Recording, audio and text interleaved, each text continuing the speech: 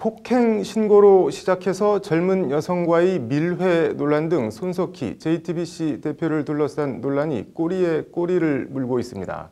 뭐가 논란이고 쟁점인지 짚어봤습니다. 카드로 읽는 법조 신세아 기자입니다. 지난 10일 밤 서울 상암동의 한 주점에서 손석희 대표가 김웅이라는 프리랜서 기자와 언쟁을 벌입니다. 김웅 기자의 폭행 사실 인정하고 사과하신 거죠? 라는 유도성 질문에 손 대표는 그래, 그게 아팠다면 내가 폭행이고 사과할게 라고 대답합니다. 이 대화는 김웅의 휴대폰에 그대로 녹음됐습니다.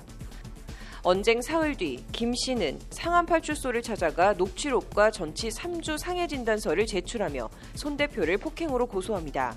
손석희 논란의 시작입니다. 24일 경찰이 손석희 폭행 고소건에 대한 내사에 착수한 가운데 양측의 주장은 크게 엇갈립니다.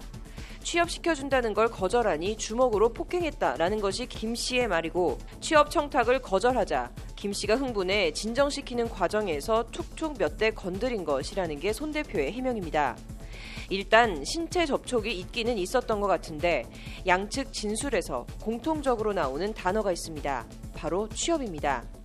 김웅은 누구고 취업 얘기는 어디서 나온 걸까요? 사건은 2017년 4월로 거슬러 올라갑니다. 손 대표가 경기도 과천의 한 교회 주차장에서 접촉 사고를 냅니다. 경미한 사고로 바로 합의를 했다는 것이 손 대표의 말입니다. 반면 당시 피해 차량 운전자는 손 대표가 그냥 자리를 떴고 3km가량 쫓아가니 차를 멈춰 세웠다고 주장합니다. 이 손석희 뺑소니 주장을 김 씨가 제보받아 취재에 나서며 손 대표와 김웅이 엮이게 된 겁니다. 그리고 터져나온 김웅의 폭탄 발언. 손 대표가 젊은 여성과 차 안에서 밀회를 즐기다 접촉 사고를 내고 도주했다는 발언이 그것입니다. 사건은 이제 뺑소니 논란 정도가 아니라 손석희 밀회 의혹으로 일파만파 확산됩니다. 손 대표는 당연히 동승자가 젊은 여성이라는 주장은 명백한 허위라고 부정합니다. 반면 사고 당시 젊은 여성이 동승하고 있었다는 의혹에 대해 손 대표가 우리 어머니가 탔던 것으로 하면 되지 않느냐 강변했다는 게 김웅 기자의 주장입니다. 이렇게 접촉 사고에서 시작된 사건이 뺑소니 논란과 밀회 공방을 거쳐 돌고 돌아온 지점이 바로 취업 청탁입니다.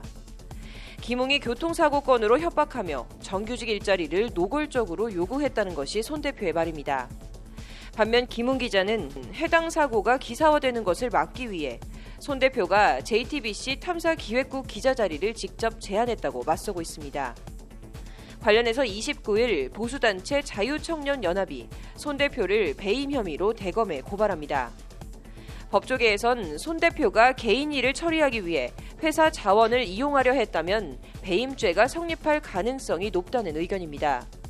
배임은 미수도 처벌되기 때문에 실제 채용이 이뤄지지 않았더라도 손 대표가 일자리를 제한한 게 사실이라면 배임으로 처벌받을 수 있습니다. 부동의 영향력, 신뢰도 1위 언론인 손석희. 손 대표는 과연 사이비 기자의 협박 피해자일까요? 일종의 스캔들 보도를 막으려 한 회유의 당사자일까요? 핵심은 손 대표가 뺑소니든 밀회든 협박을 당할 만한 일을 했냐는 겁니다. 경찰 조사 결과가 주목됩니다.